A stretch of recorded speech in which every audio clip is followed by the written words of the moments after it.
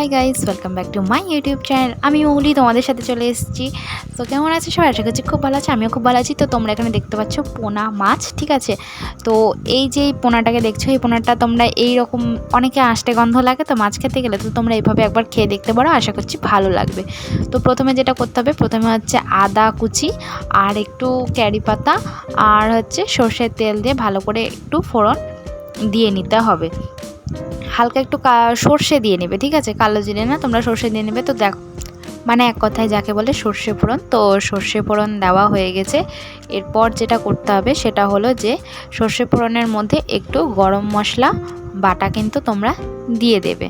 তো এই গরম মশলা বাটা দিয়ে দেওয়ার পরে যেটা তোমাদের করতে হবে, তো একটা লঙ্কা চিড়ে তোমরা কিন্তু দিয়ে দিতে পারো, একটু ঝাল ঝাল হবে। তো এর মধ্যে আছে দই, লঙ্কার গুঁড়ো, তারপর হচ্ছে হলুদ, সামান্য মতো লবণ, সামান্য একটু আদা বাটাও মেশানো আছে। খেতে কিন্তু খুব সুন্দর হবে, তোমরা একবার ট্রাই করে দেখতে পারো বাড়িতে, আমার তো ভালো লেগেছে। তো এরপর যেটা করতে হবে সেটা হচ্ছে মাছ ভাজবে না, ঠিক আছে, যে অবস্থায় কাঁচা মাছ সেই অবস্থায় কিন্তু ছেড়ে দেবে। ছেড়ে দিয়ে দেখছো তোমরা ফুটতে শুরু করে দিয়েছে। তো ছেড়ে দেওয়ার পর এখানে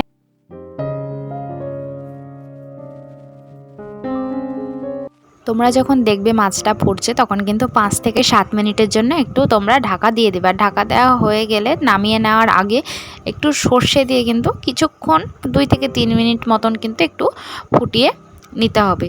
ব্যাস, তাহলেই তৈরি দই পোনা। তো তোমরা বাড়িতে একবার এইভাবে ট্রাই করে দেখতে পারো, আশা করছি ভালো লাগবে। ভালো লাগলে আমার চ্যানেলটাকে লাইক করো, কমেন্ট করো অ্যান্ড সাবস্ক্রাইব করো। আর হ্যাঁ, বাড়িতে ট্রাই করে অবশ্যই কমেন্ট করে জানিও যে খেতে কেমন হয়েছিল। এটা থেকে কোনো, যারা বলে মাছ থেকে আষ্টে গন্ধ, কিন্তু মানে এইভাবে রান্না করলে না মাছ থেকে কোনো আষ্টে গন্ধই বেরোবে না, বরঞ্চ খেতে খুব সুস্বাদু হবে। আমার মতে গরম গরম খাওয়াটা বেশি ভালো হবে ঠান্ডা থেকে। মানে গরম খেলে তোমাদের একটু ভালো হবে। তো নামানোর আগে একটু সামান্য সর্ষের তেল তোমরা দিয়ে দেবে, দেখবে রেডি দই পোনা।